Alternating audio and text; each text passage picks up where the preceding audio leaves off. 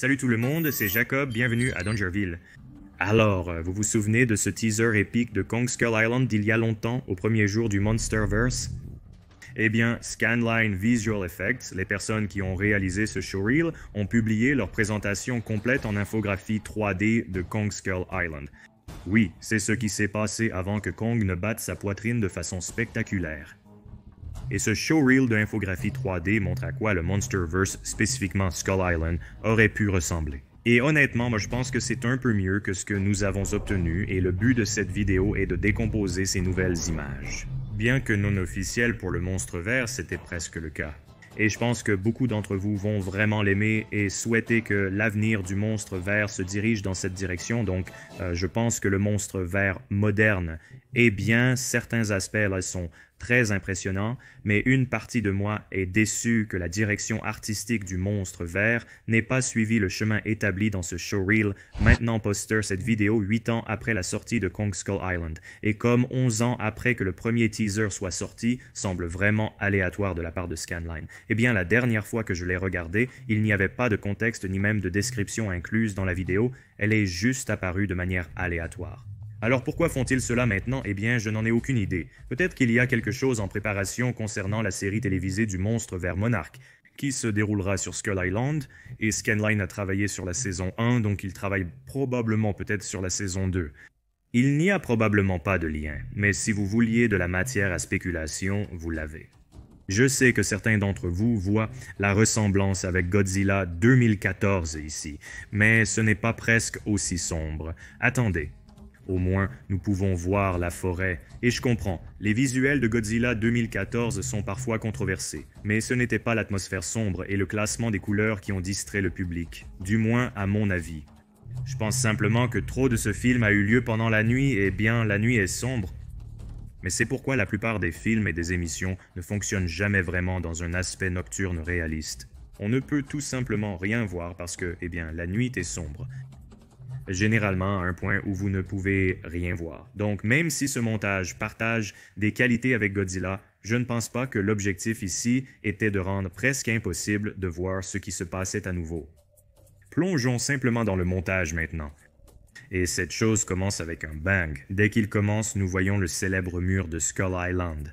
Ce plan se retrouve d'une manière ou d'une autre dans chaque adaptation de King Kong, et nous le voyons ici au milieu d'une tempête de pluie. Au sommet du mur, nous pouvons voir que des feux ont été allumés pour éloigner les habitants locaux qui ne sont pas humains. Cela me rappelle instantanément la scène du sacrifice dans King Kong de Peter Jackson, l'une des scènes les plus cool de tous les temps. Je pense surtout au film de King Kong. Et cette ressemblance semble être la raison principale pour laquelle nous n'avons pas eu une île du crâne Monsterverse qui ressemblait à ça. En effet, cette avant-première rappelle indéniablement l'univers extraordinaire créé par Peter Jackson et son équipe. C'est donc probablement pour cela que nous n'avons pas eu ce mur épique et tout le reste que vous êtes sur le point de voir. Je suppose qu'ils ne voulaient vraiment pas être confondus avec tout ce qui est venu auparavant. Et ils ont juste dit non, Skull Island est à mon avis le meilleur de tous les films du Monsterverse jusqu'à présent.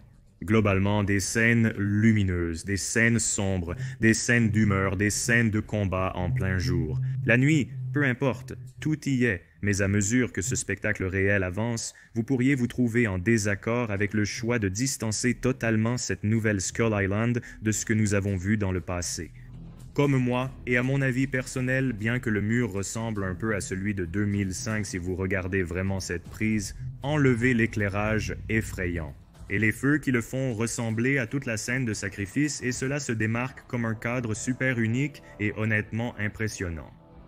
Et alors que cet aperçu avance, nous sommes gâtés avec d'innombrables visuels impressionnants, alors abonnez-vous si vous aimez des trucs cool de monstres comme ça. Nous voyons des arbres de la jungle avec des oiseaux qui en sortent alors que la foudre éclate au loin, suivi de prises aériennes, de haut en bas, de la même scène qui semble sans couture. C'est incroyable à voir. Vous savez, c'est fou et un peu drôle comment nous avions l'habitude de mendier pour un monstre plus clair et plus clair, mais cette scène ici me fait souhaiter que le monstre revienne à avoir au moins quelques visuels d'humeur, l'obscurité de cette forêt créant une sorte de vignette naturelle sur le plan, pour faire concentrer vos yeux sur la montagne au milieu de l'écran. Tout cela n'est que de la superbe cinématographie. Et vous voyez ceux-là, vous savez ce que c'est. Ce sont comme des singes du monde réel. Rien en eux ne crie monstre. Et honnêtement, c'est génial. Cela rend l'île plus réelle, parce que pourquoi n'y aurait-il pas d'autre type de vie animale normale sur l'île? Mais évidemment, on l'appelle le Monsterverse, donc il doit y avoir une sorte de créature semblable à des monstres. Et voilà, donc dans la bande dessinée La naissance de Kong, nous voyons le Siren Joe, une bête folle semblable à un monstre des marais crocodiliens. Et cette créature, nageant dans la bobine comme un crocodile sorti de l'enfer, aurait pu être l'un de ses prédateurs mortels. Encore une fois, les singes sautent partout. Mais parlons un peu de l'utilisation du temps et de l'éclairage dans ce plan. Certains d'entre vous se souviennent peut-être que Godzilla, roi des monstres, a été déchiré pour avoir trop utilisé des effets environnementaux en plus de leur infographie 3D. Mais il y a quelque chose dans les plans météo de cette démo infographie 3D qui ne semble pas aussi distrayant à mon avis. Cela pourrait être l'éclairage réaliste et les couleurs qui se projettent à travers les nuages et sur les sommets des montagnes. Ou même la façon dont le brouillard se déplace à travers le paysage ou que nous pouvons voir des taches lumineuses de vert dans la jungle. Pour moi, cela semble correct. Cela ressemble au monde réel, mais évidemment amélioré pour être plus cinématographique. Rien d'excessif, juste vous savez quoi, les tempêtes ou non. Nous pouvons tous dire que c'est juste une vue épique et je pense que c'est ce que j'aime le plus dans cette démo. Globalement, c'est la disposition de l'île elle-même, elle semble menaçante et comme un endroit où vous ne voulez absolument pas être perdu, elle est belle et imposante. Et pour couronner le tout, voici la formation rocheuse du crâne emblématique qui fait de l'île du crâne, juste un très beau tour visuel, en déplaçant la caméra jusqu'à ce qu'elle s'aligne parfaitement et ressemble à un crâne. C'est juste soigné et, une fois de plus, l'utilisation de l'éclairage ici avec le côté sombre d'un côté et lumineux de l'autre, je pense juste que c'est le top du top. Les visuels et le showreel se terminent avec le grand spectacle qu'était le premier teaser de Monsterverse Kong, mais maintenant, la qualité est en HD et garçon, ça a l'air bien. Regardez simplement sa fourrure mouillée qui se regroupe comme elle le ferait dans la vraie vie si elle était trempée.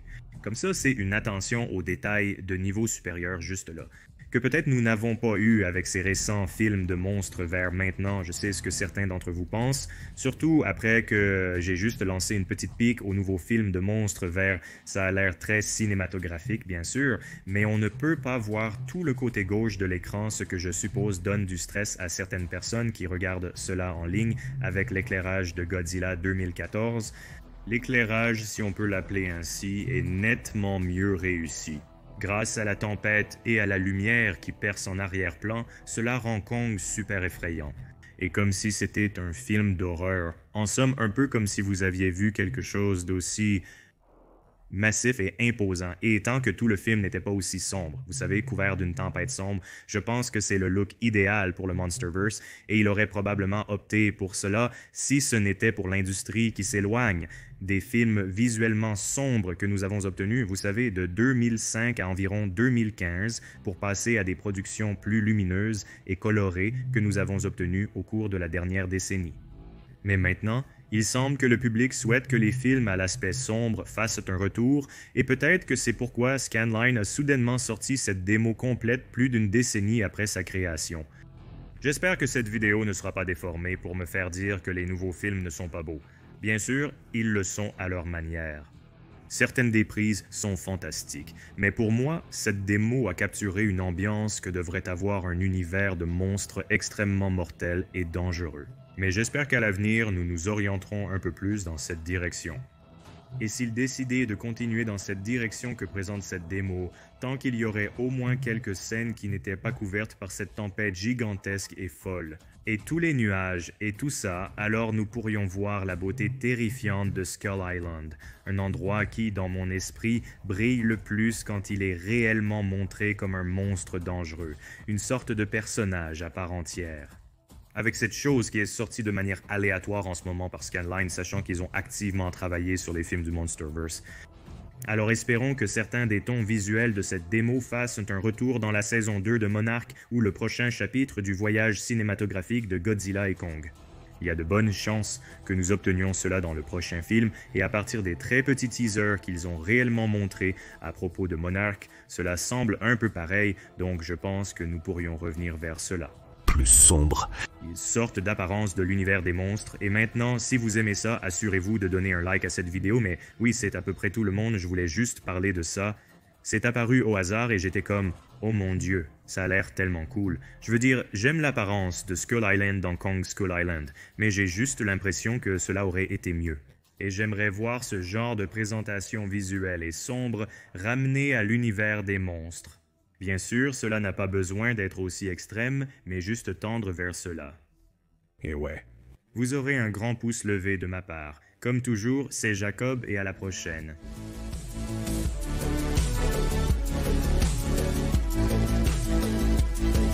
Merci.